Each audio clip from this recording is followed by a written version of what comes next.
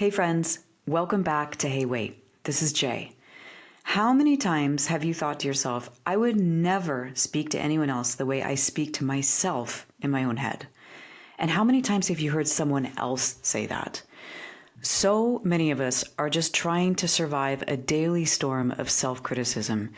And that self-talk is also linked to how alone we feel around other people and how we've learned to insulate ourselves in a way that keeps us from experiencing true connection.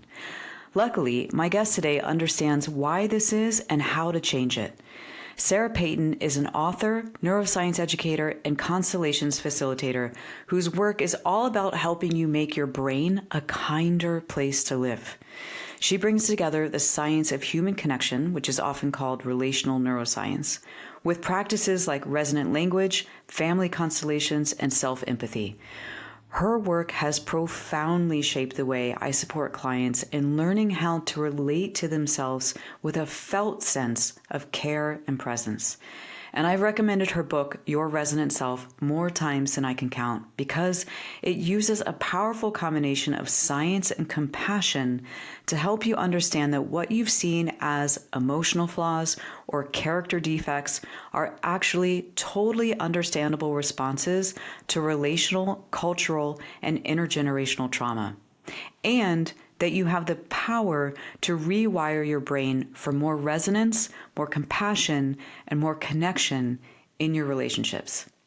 In our conversation, Sarah and I talk about the power of being truly known as a healing force for trauma, and how to shift the survival strategies from childhood that may be sabotaging your adult relationships. And we explore the neuroscience behind resonant language and how language and empathy can actually transform your brain and help you heal from learned behavioral patterns that are rooted in trauma.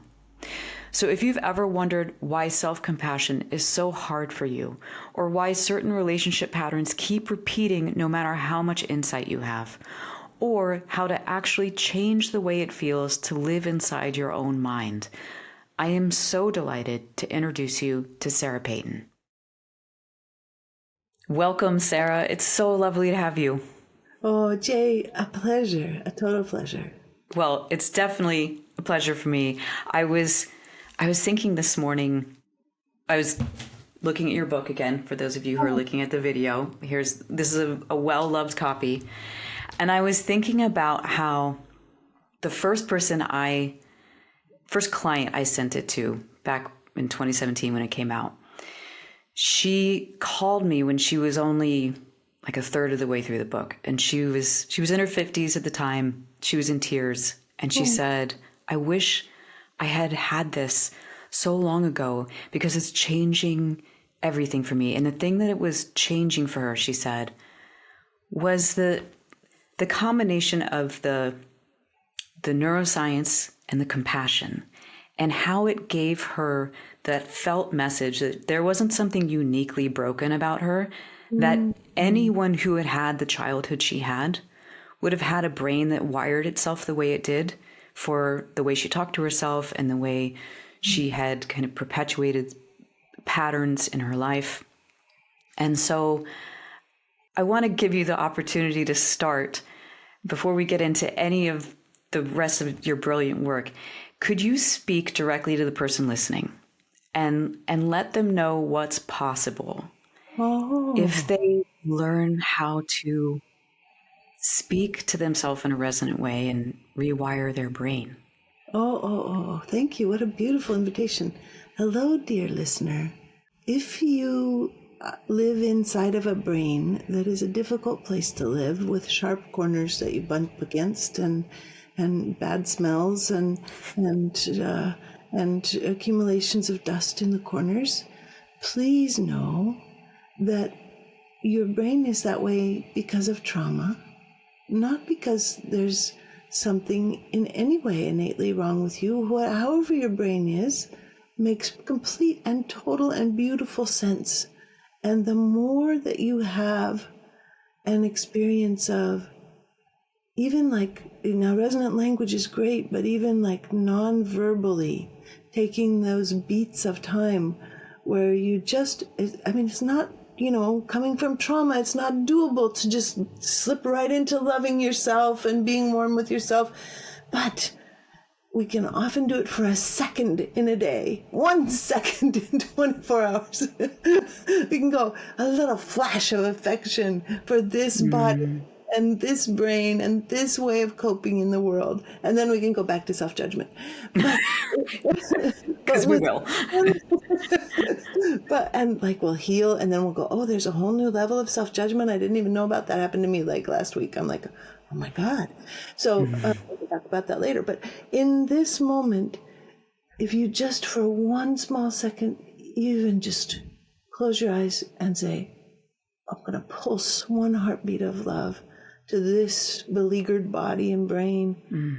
And then it just won't even, however many times in a month you can do it, it's great. I mean, even once a month, it's like a radical act of changing the world, but daily would be wonderful. And yes, that's what I'd like. And then, of course, after that, you can start to learn what it is about language that we use against ourselves and how not to use language against ourselves. That was such a perfect way to begin, Sarah, because it was the invitation to just jump right in to do what your work is about, which is to take those beats, to feel warmth, to feel, my work is so somatic, and I'm constantly trying to remind myself so I can remind other people, hey, be here, feel this, and look for something within yourself that can actually feel pleasant, because there are things that can feel pleasant if you open your awareness to that, or at the very least neutral. If you're used to, like you said, the smelly, sharp places, can you look for the places in your body right now in this moment that feel completely neutral? The fact that you have toes in a pair of socks, right? The fact that you are sitting on a seat. Just be here. But you mentioned resonance and resonant language. What do you mean by that? And of course, the book that you held up is called Your Resonant Self. So what I mean by resonance is, I think a lot about how vibrations happen between sound objects, like cellos, for example. How if you play a cello, other things in the environment vibrate, especially another cello vibrates. It's a similar kind of, it's almost like the music you play on one cello, if you have another cello resting nearby, gets played on the second cello too, in a kind of a very quietly echoing, deeply vibratory way. Beautiful. And this is what our bodies are like in the worlds that we live in. Even online, it's so wonderful with Zoom that we can begin to notice, oh, I am vibrating with this other person. The music that life is playing on them, which is different from musical instrument music. It's like the human music that gets played on bodies is something that we feel and that travels between us. And we are impacted by one another. And especially if we bring our attention to another person, we are changed inside of ourselves as we pay attention to them. So, here I am imagining our listeners, so I'm in relationship with them. But if I just stop and I pay attention to you, Jay, just for a moment, then there's a first level of attunement that happens where I'm just like, oh, Jay exists. Isn't that cool? And there's like a little bit of lightening in my forehead, and I feel like this leaning in, like curiosity. And then if I let myself kind of wait a little bit and go into a deeper kind of attunement, then there's all kinds of torso sensations that start to happen that may or may not have anything to do with what you feel at deep levels, but that let me know that my right hemisphere, which is the part that has an integrated body map, is actually in the game, in our connection right now. And so what resonance is, so we've just talked about attunement, bringing our attention to focus on another person. Now, if we begin to have any kind of dialogue, verbal or nonverbal, with each other, then about this experience of me in this moment being focused on you, then all of a sudden we enter the world of resonance, because you get to hear that you have impacted and changed me. And you also get to give me feedback about what I'm understanding about you. And I get to go, oh, it's not like that. Is it like this? And then if you say yes, then now we've gotten to resonance, where one body is understanding another body, and that body is saying, yes, you understand me, which makes it quite different from both empathy and compassion, which we can do without the other person ever knowing. That we can drive by somebody on a street and see them walking and have deep empathy and deep compassion for them, but we keep driving. There's no dialogue, there's no interchange. So for me, the resonance is that kind of happening in that building vibration between bodies, where there's actually like yeses, yes, happening. And it felt, the way I would describe that is it's felt presence. You know, so many people talk about being around other people and feeling lonely. Yeah. And like you said, you can be around other people and feel vibration or hear what they're saying or feel compassion for them. But this is a real being known by someone else. Yeah. How does that ability to be known help a person heal their trauma that you'd spoken about as being, you know, the trauma is what wires the brain for all these sabotaging behaviors we have. How does the being known rewire that? Well, we are profoundly social in ways that are ignored and dismissed and pushed away and minimized by the dominant voices in our society. Our human stress hormone is cortisol, which is the hormone of loneliness. I've never heard it called that. It is. And shame, which is the alarm state of loneliness, it has the most cortisol of any emotion that humans have. And when we are separated from one another or from ourselves, with shame, it's the most stressful thing that can happen to a human being. So the experience and just think about how much, you know, we just say stress, I'm stressed. We're actually saying, I'm alone. Wow. Yeah.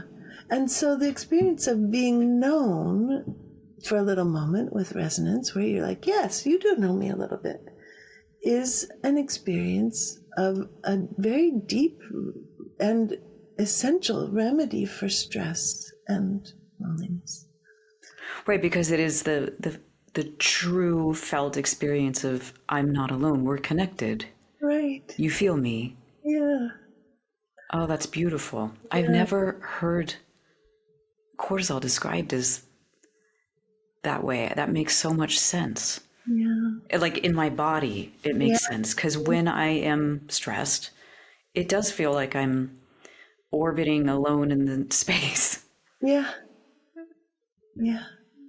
When you're talking, to the person listening, can you hear how Sarah is very good at like speaking to the experiences in the moment and putting language to what you're noticing in your body or what you're noticing in me? And I'm pointing that out because this is a skill set that is so important to have when it comes to resonance and being known, but that most people don't have.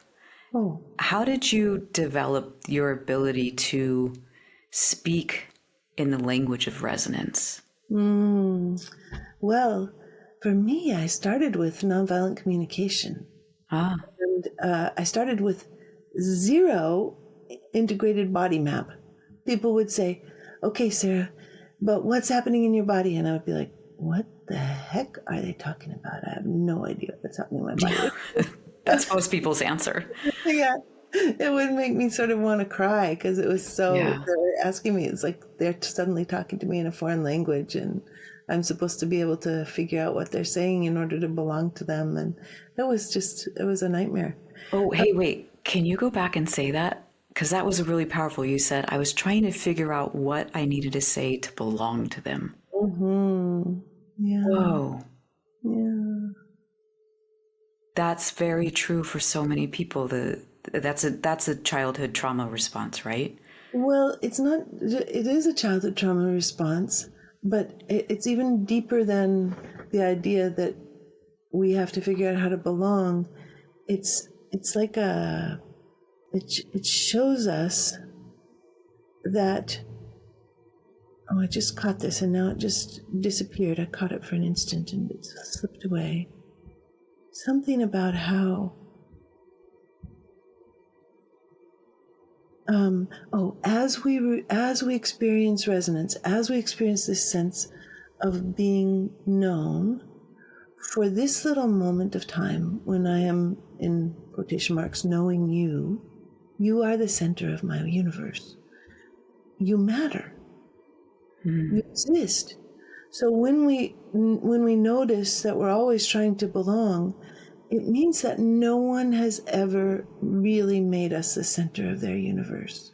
We don't have a lived experience of being somebody else's, of being our own center of our universe and being the center of the universe for another person, even just for a moment with their full, warm, and warmly curious attention. I really interrupted you from the question I asked you, and I want to come back to it, but this is so profound. I want to stay a beat here, and we'll come back to the. Yesterday, I was talking with a girlfriend on the phone, and she was talking about how, and it was completely not related to you and I talking today, but as I was listening to her, I was like, oh my gosh, this is what Sarah's work is about. She was saying how when she was growing up in her childhood, she felt lonely in her house. And that, her parents were loving in the sense that they weren't abusive and they were kind and they fed her and they housed her. But she said, I always wanted more. And she said the way that my parents interpreted that wanting more was they thought I wanted more attention.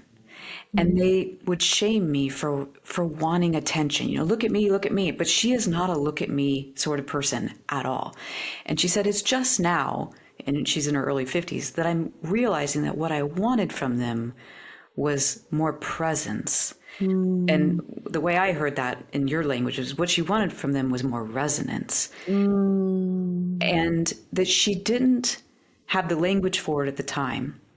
But she said, even if I had had the language for it, if I could have said to my parents, no, it's not that I want attention. I don't want you to look at me. I want to feel you feeling me. Yeah. And that's what you're saying, that is what's so healing. In the absence of that, and this makes me feel teary, the absence of that is what's so damaging. And the thing that breaks my heart is that I don't think a lot of people know what that means. No. If you said to them, I can't feel you, I want to be felt by you. Pardon? They just feel bad. They just feel shame. Yeah. So how do you teach someone who's felt alone, who hasn't felt resonance, to ask for that or to speak about that to someone who might not understand what they're asking for? Well, there's so many layers and layers of work that gets to be done in this area, and it's really exciting, interesting, life-changing work. But one of the first things is to think about how people's loneliness is often very static. It's often a result of the experience of that if we're with somebody else, we either, in order to protect ourselves from them, in order to protect ourselves from emotional contagion, which is the corollary to resonance, we have to have this kind of create this layer of insulation around ourselves. So here we are, coming out of a childhood where if we, usually coming out of childhood, what's happened for us is that we either had to learn to use our nervous system to pay attention to other people in order to be able to focus on them and predict what they were going to do and take care of them and make the family run more smoothly, or we had to learn to insulate ourselves from other people in order to survive the fact that they had unaccompanied depression or rage or terror or rampant revulsion and disgust that were unbearable to feel. That there was an emotional contagion that was too unbearable. And so we've learned to have this layer of insulation. Now, the insulation can also travel from generation to generation as a learned habit of interacting rather than as a response to really intense emotions that need to be protected from. So it could be either way with a layer of insulation. But the insulation stuff is profound. So then we get to adulthood and we have these early childhood survival patterns that are wrapped around us of either giving ourselves away entirely to make somebody else okay, or to protecting ourselves from other people. And then, of course, we're lonely. Good Lord. Because we have this insulation or we have this giving ourselves away. In either case, we don't really get to have this experience of knowing and being known. Could I pause you for a moment and ask you what you mean by emotional contagion? Could you say how that's different than resonance? Sure. So a lot of people, when we start talking about attunement and giving your attention to somebody else and letting yourself be changed by them, they say, I can't do that. I don't want other people's emotions inside of me. I don't want to know what other people feel. And this is because there have been people around them when they were tiny, because when we're tiny, we're just in a state of communion with our families. So if we have a depressed dad, then we're feeling the depression with him. If we have an angry mom, we're feeling the anger with her. If we have a terrified dad, then we're feeling the terror with him. And it becomes and in that feeling with, we either need to figure out how to try to make the other person better, which is sort of the whole codependency road, or we have to, or we have an empath road, or we have to shut ourselves off and try. If you think of a cello and it vibrating with another cello, if you clamp it very tightly, it won't vibrate. So we learn to clamp our bodies very tightly so that they will not vibrate without our consent with the world. And that's emotional contagion. And the differentiation between emotional contagion and resonance is, and attunement and resonance is, that with attunement, we have our own consent. And we also have a clear sense that we get to bestow our attention and remove our attention. We get to bring our attention to Jay, and then we get to be Sarah and bring our attention to Sarah. And when we're bringing our attention to Jay, we're allowing the internal world of Sarah to be changed, but it's not making Sarah a different person. Yes. This is sort of delicate because in some way, by touching you in this way, I do become a different person. I become more human. I become more universally connected to all humans. But this consensual piece with ourselves is of huge importance in terms of bestowing attention and removing attention.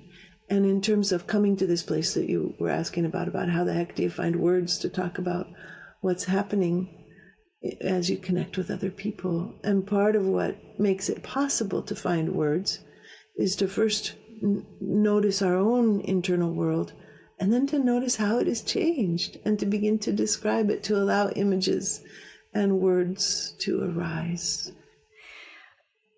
That discrepancy, the difference being agency and choice. And the way I feel it when you talk about it is that, yes, if I resonate with you and I attune to you, there is a way that I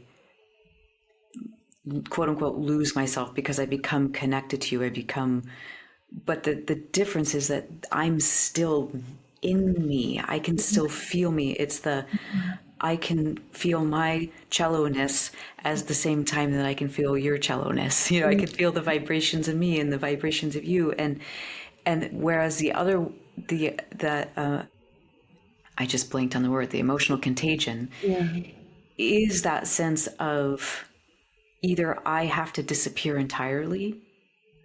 Well, it is. I have to disappear entirely, either because I just go away or because I get taken over by you.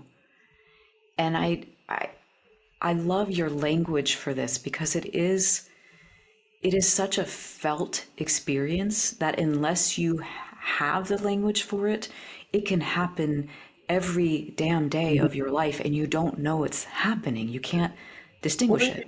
Or you do, and you're like, I can't go into a room of people. I feel everything. Yes. And you just kind of start being just home alone, going, nope, I'm an introvert, when you may or may not be an introvert, actually. That rings true for me. I mean, I'm definitely, anytime I take a test about introversion, extroversion, I always get that I'm an extrovert. And I'm like, what? Really? Because I felt so many years that I was an introvert, but it was really that. It was the protection of my own sensitivity and my own lack of skillfulness in being able to not lose myself if there was someone else around.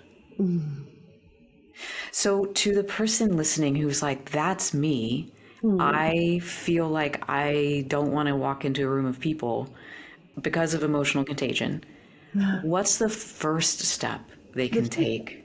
The first step, sort of after, beginning to become acquainted with their own inside sensations and acknowledging the ways that they're impacted. The first step is this wonderful thing where we do an unconscious contract release. Say more. Yeah, so we're in those places where we get pulled into, and this is the second book, this is the Your Resonant Self workbook, which accompanies the Your Resonant Self book. It's to say, okay, I'm using my nervous system to try to make the room, to read the room, to make myself safe, to make people feel okay. And then you say, okay, what's my in order to? What was it like for me? Because nervous system stuff comes straight from from infancy. Nervous system stuff is very nonverbal, pre-verbal. And so we want to be with our baby self and kind of feel into what was the environment that our baby self was living in. And we can kind of feel into this and feel the way that we experience the energy profiles of the people in our world and how attuned we were to them and how much they felt like a part of us and how much we loved them and wanted to contribute to them, or how dangerous they were and how much we needed to be hyper vigilant about what they were doing in order to actually survive. And in either case, we want to say, what's my nervous system contract? I, Sarah, solemnly swear to my essential self to track everyone in my family, everyone who is at home or on the property in my family, in order to, let me close my eyes for a moment and see what it is today for me. In order to know them and not be alone.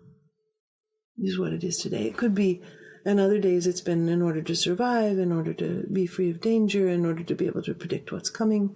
But today it's about perhaps because you and I are talking about this, about being known, to have some sense of not being alone. And no matter the cost to myself. And then once we've figured out the in order to, and we've said no matter the cost to myself, then it's like it awakens a part of ourselves that we can ask, hey, essential, central, untraumatized Sarah, how do you like this contract?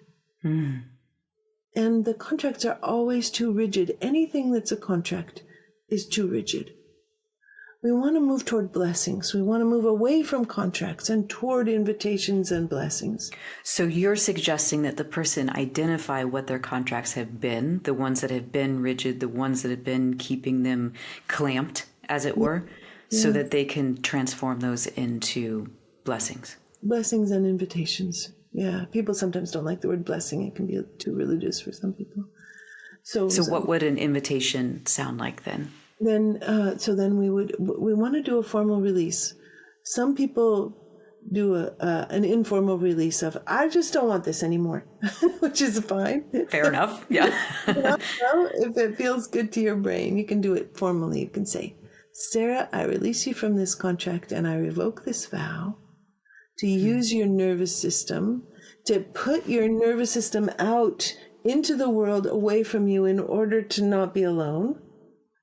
I release this contract, I revoke this vow, and instead I give you my blessing to have full sovereignty, to give you my invitation to have full sovereignty and autonomy, and to let your nervous system roam out to connect and give you information when you want to and only when you want to, instead of unconsciously all the time.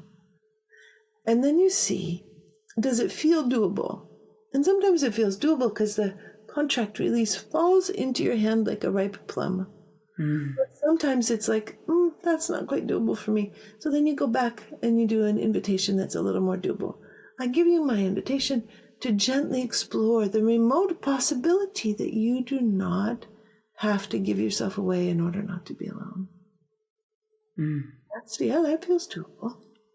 So this is a bit of a way to bring these very, it's almost like riding a bike. It's all the skills of riding a bike, the skills of social intimacy and interchange and relationship are in the basal ganglia of the brain, in procedure, the place that holds procedural memory.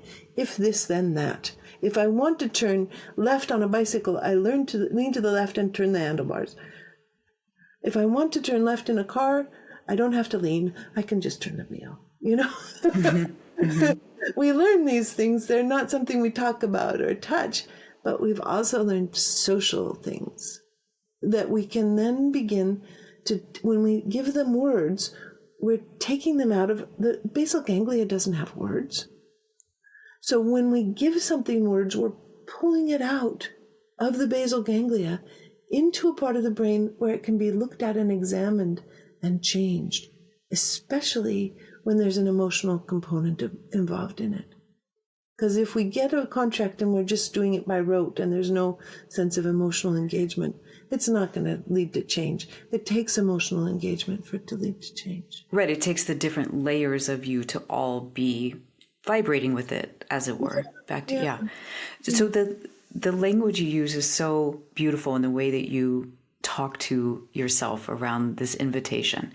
And this is another thing that I know to be true that's difficult for people in the beginning, which is to find that voice that it sounds the way yours just did, where it's warm, it's inviting, it's caring. Could you talk a little bit about the opposite of that, the default mode network, and how that often is talking in our head, and then how does a person start to even find that other voice that can be warm and inviting? Oh, what a great question. First of all, I want to say that everybody's warm and inviting voice sounds different. So I have 3 different people that work on my help desk who write letters to the people who write in, and each of them has a different voice. I don't even have to look at the signature to know who is in relationship with the customers, with the client, with the people who want to take classes and things.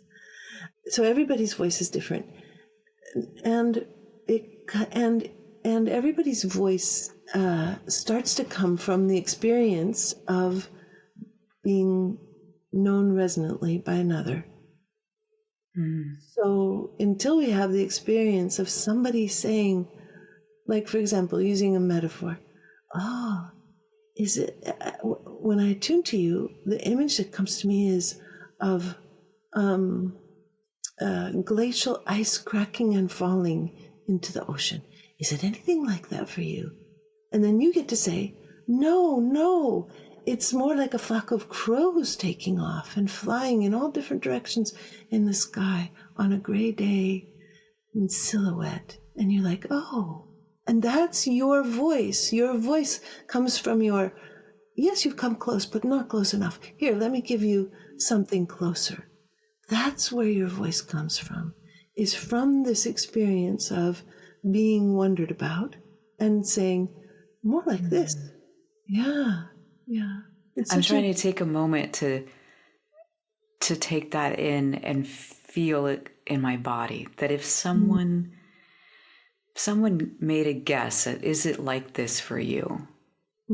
I actually made the guess about the glacier for you. So you can now say, oh no, Sarah, it's more like this. Yeah, for me, Sarah, when you say that, it's more like armor that I didn't know was on, just kind of evaporating into the space around me. That brings tears to my eyes.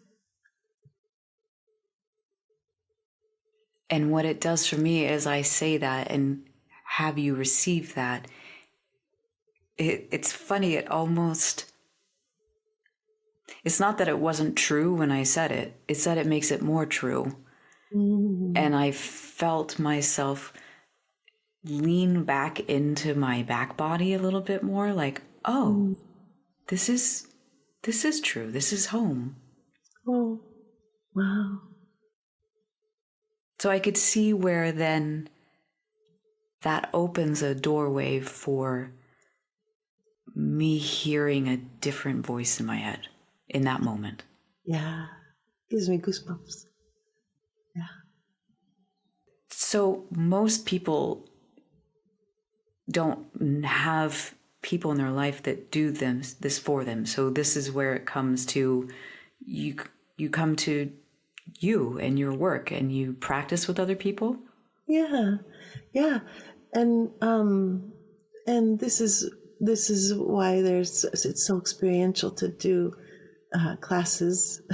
So we just have full of breakout rooms where people are trying this out and practicing it, because it's the most important thing, is to begin to really to try it out. Yeah. It's so visceral, it's so embodied, it's so felt. Yeah, we can definitely start with the books, and then there are YouTube videos people can look at and practice with themselves. Yeah, I love how in your online, in your website, you again, you're so resonant and empathic in everything you do and how you present things, where you say, like, if you love reading, start with a book. If you love listening, start with these courses. If you love being with other people, join this group. Like, it really, that's, the things I love about your work are how inviting it is. But I also love that it, unlike anything I've ever seen, it really does bring together the relational neuroscience with what does it feel like to be in your body, with how do you use language to bring the reality. Because like you were saying, the ganglia, the basal ganglia, it doesn't have language. We need to put language to experiences in order to shift and transform all these habitual patterns that we've been having for decades. Yeah, and that kind of brings us back to that question you asked about the default mode network, which is the brain's automatic integrative force that brings different parts of our life together and tries to make sense of them. The default mode network is what's running our dreams when all those different parts of the world come together inside of our dream life. But when we've lived through a lot of trauma, or when we've been told that we're bad, then the default mode network picks up the self-blame and aims it against ourselves. So as we heal, the default mode network becomes more and more a place of integration and creativity and inspiration and connection, rather than the self-critical inner voice. Right. So the default mode network is what most people would think of as my inner voice. Yeah. This is the dialogue that's running in the background when I am not having to be totally focused on something. Yeah, and it's quite expansive. It's the words, but it's also the felt sense, and it's also the memories that come up, and the daydreams, and the fantasies.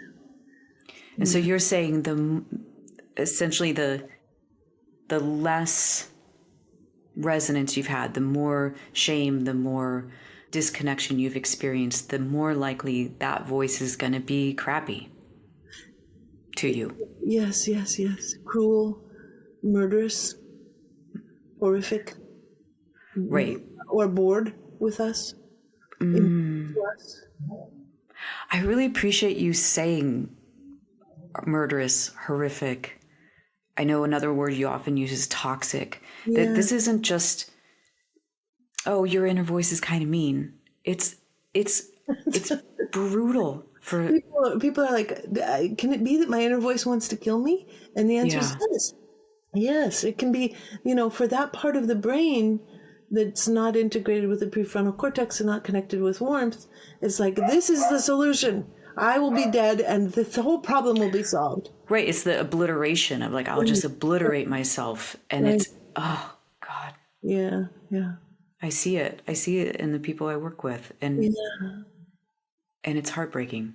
But there's also something to really notice and be aware of with that disengaged neutrality about the self that we're often taught is the ideal, like that we're supposed to be above it all.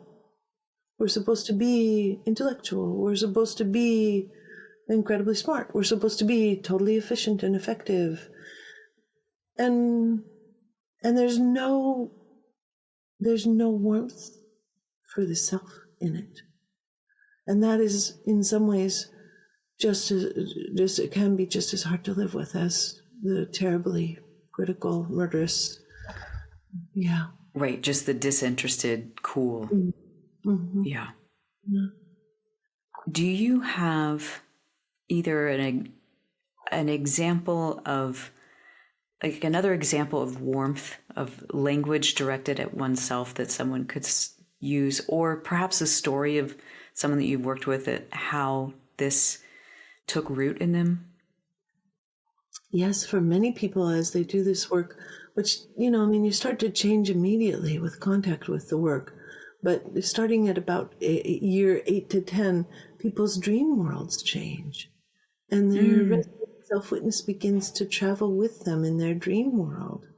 So that they are just like, they start to have a nightmare and their resonating self-witness says, oh, sweetheart, do you need some acknowledgement that you're scared? No way. Yeah, yeah. So cool.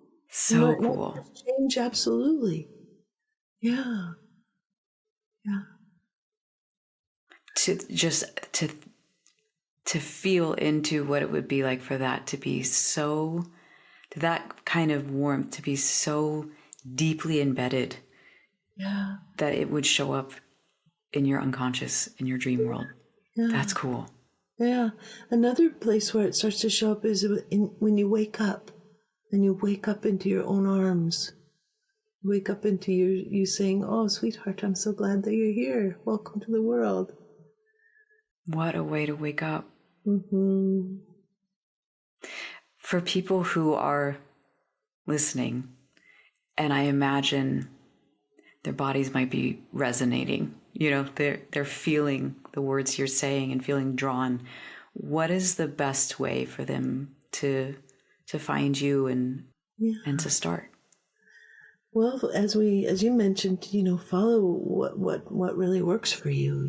There's guided meditations that are available for free on the website, which we'll provide a link to. There's there are wonderful classes, and then in the classes you can sign up for a resonance buddy and start to explore being with other people who you might like to meet with on Zoom, or sometimes people find people in their own city and meet in person. Yeah. Very cool. My favorite, I haven't looked to see if it's on there on your free meditations, but my favorite meditation from your book is the 1-cell meditation. Oh, such a wonderful I love that. Listener, if you don't know what it is, essentially it's imagining that you take one little tiny cell out of your body and you say really nice, resonant, warm things to it. Because it's true, it can feel really awkward to speak to yourself in this way. But when I first started doing this work, I could take one cell and talk to it that way. And then you imagine putting that one cell back into your body and letting it spread the message. Yes. Like, hey, go tell the other cells what I just said. Because it feels like for anyone who feels shy or awkward about this work, that's such a great way to start. Like, I'm going to whisper this to one cell and then it can see what it does with it. Yeah. I love that. Oh, I'm so glad that you do. I want to say it's really fun to get to talk to you because you know the work, and then we get to go in deeper in this exploration. It's just been really delicious. You know what? I appreciate you saying that. I have to share with you, usually when I'm preparing for a podcast interview, I take a couple hours and I sit with their work and I listen to other interviews and I go back and read the book and I make a list of questions. And Sarah, this week, I could not come up with a single question to ask you. And I know so much about your work. I've been an admirer of your work for so long. And I finally, after a few hours of literally feeling like my brain had a wall, I started using, first off, I started with, of course I feel this way, because that's always my way in. I've shared that with so many people and everyone says, those 2 words are so powerful. And then I really got to this place where I was like, I'm not supposed to have questions prepared. I'm supposed to sit with her and really trust that if we can walk our talk, the questions will arrive in the space between us. And I have not ever done this before. So it really was like, okay, if we're going to talk about this, there's a way to talk about this and it can't come from a list of questions. It was scary. Well, it landed with me as quite a lot of beauty. Thank you. Me too. Well, before we go, I always ask the question of the guest, because the people I have on, like you, have all these amazing tools that they teach. But I'm curious for you, in your day-to-day life, what is the practice or the ritual that you do that allows you to feel resonant with yourself? What's your favorite one? My favorite one is to kind of feel into the inside of my body, because if I do that, then I know if I can get some torso sensations from my tummy and my chest, then I know that I'm actually here. So that's my starting point. And then if I'm with other people, there's like this toggling between being really interested and all of my old patterns of shyness and not being sure that my voice is of interest, and then an arisal of interest and speaking, and then so I just kind of really am with myself in the opening and closing. For those of you who are only listening and not watching, Sarah, you were making these beautiful gestures that really mimic the energy of that. I'm going in, I'm going out. I'm toggling, I'm experiencing. And I also noticed that you put your hand and your hands on your chest and your belly when you said that you check in with your torso. Do you literally do that? Or have you gotten to that place like it's a tuning in and you don't even have to connect physically?